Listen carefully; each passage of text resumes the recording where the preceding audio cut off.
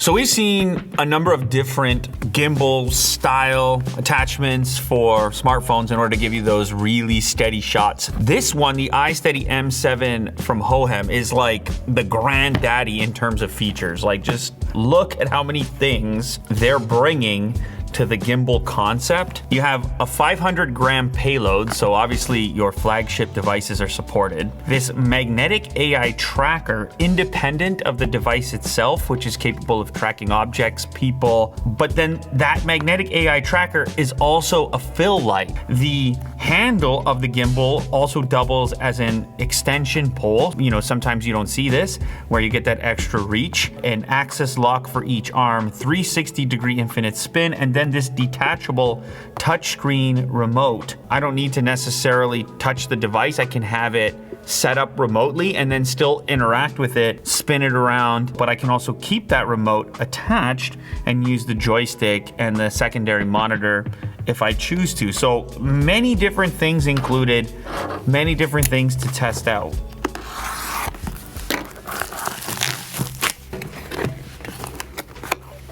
Oh, wow, check that out. Everything is shipped in this carrying case, which, I mean, that's kind of nice to have. Keep your whole kit together, travel with it, and not wonder where all your various pieces are.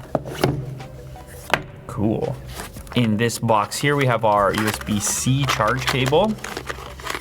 Oh, look at that. A little coiled Type-C to go from the gimbal to the phone, presumably, and then a C to A as well. We have this mesh pocket, I guess, for other accessories. Here's a tripod attachment, and then the main device, which has a very robust grip. Thread on the bottom to attach our tripod, which of course also extends our grip. There's this control wheel on the side, very smooth movement. Of course, our detachable remote with a display, and that is magnetic as well. Just kind of clips on like that. Now your smartphone will attach, obviously, up here, spring-loaded and quite large.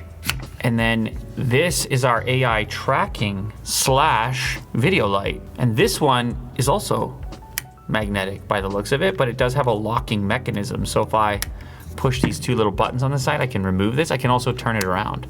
Very satisfying. Yeah, so far so good.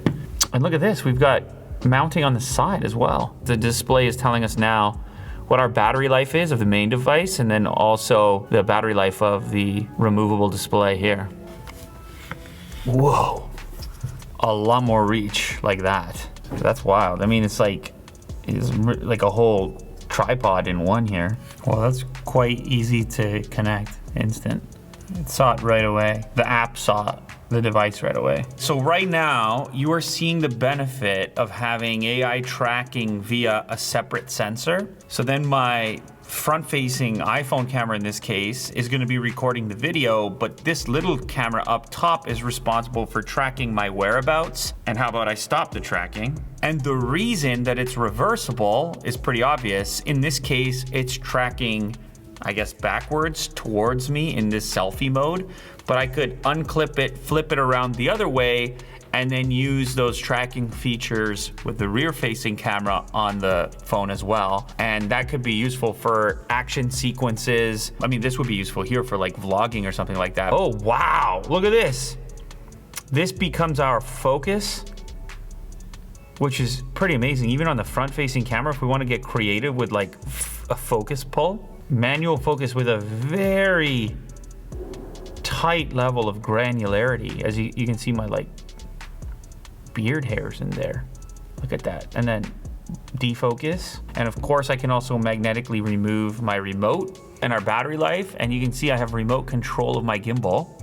So if I have the gimbal mounted distant from myself on some sort of a stand, a tripod, or just even on the ground, and I wanna frame something up or do some sort of creative shot, I can do so. I can also just go ahead and initiate my recording from here. These are typically professional tools, which you're now having access to on a consumer device, at least at a consumer price, and to be used with something you've already got, which is your smartphone. So this wheel here is multifunctional. It can be utilized either for defocus, as I was doing previously, or for the color temperature, my video light up top. So by clicking and holding the center button, it initiates the light control. You can see I can have a very cool white or a very warm tone and a number in between. So I can try to match whatever the lighting conditions are so that the extra light can blend with the external light source. So one of the cool things about the M7 is the fact that it can support so much weight, up to 500 grams. Here you can see I can mount like a Pixel, an iPhone, and in this case, even a folding device, which is a little bit thicker and sometimes heavier. And then you can do a full-on rig with external lens adapters.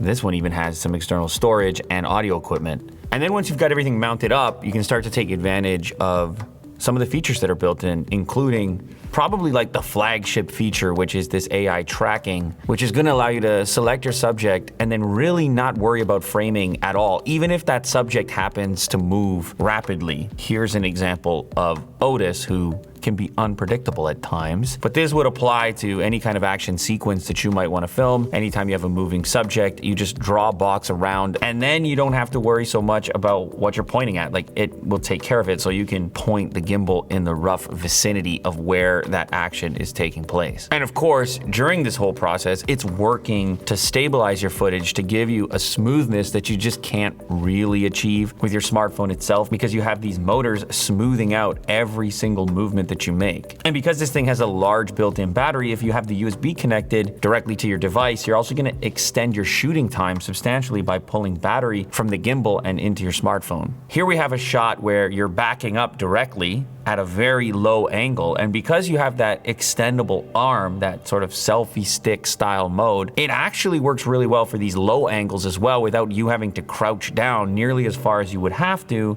if you didn't have that extension piece. Now there's also this orbit mode, which will keep your subject central even as you move and rotate around that subject. So this could be cool for not just pets, but could be automotive, could be for a music video or something. Here you can see, look at Otis in his natural habitat there in the snow. So anyways, using a gimbal is all about style points. It's all about getting those action shots and creating sort of a floaty, flowing motion that you can't really get with a smartphone itself. It's also about giving you different angles that you might not be able to achieve. And really the key characteristic with this device is all these added features and functions that you don't see and are not typically available in a smartphone gimbal.